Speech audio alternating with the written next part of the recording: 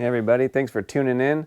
This will be a quick one. Behind me is a 2018 Nissan Versa with an interesting complaint that the headlights sometimes would just go dim, sometimes out, sometimes on, so an intermittent headlight issue. The problem is actually very simple. Let me show you what it is just in case you're having this issue on your vehicle. So the headlight switch is on, so these headlights should actually be on right now, but they're not.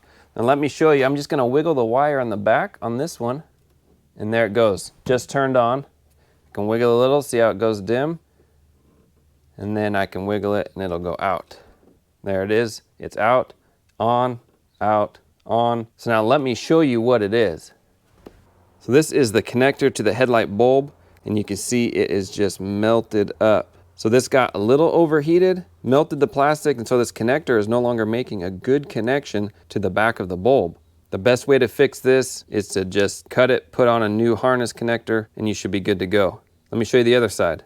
So now here on the other side, exact same thing, just a melted connector. Not sure if this is a common issue or not, but it's interesting that both connectors on this vehicle are melted. Before I wrap it up, I just want to show you it is soldered and heat shrunk, and then I'm about to electrical tape it. So what I'm using for the new socket is this. It's a Builder Series, but it is still from Dorman. There's the part number there. These are ceramic instead of plastic. So the tip here is ceramic, and it boasts for high temperature performance bulbs. So seeing how the last one's melted, these melted, getting something high temp I felt was better. But maybe it is, maybe it isn't. Just made sense to me. Also, if you happen to blow a fuse like I did, the fuse box is right here. It's kind of intimidating looking, but there's tabs here, tabs on the side, and one tab in the back. So 3 tabs. This cover comes off. Then you're like, oh man, how do you get to those fuses? So there's a tab here you push out, a tab here you push out, and then you slide this whole, let me see, right there. You gotta do it kind of, there. This whole piece right here comes out, you tilt it, and then there you go. The headlight fuses are right here. Let me show you a little closer.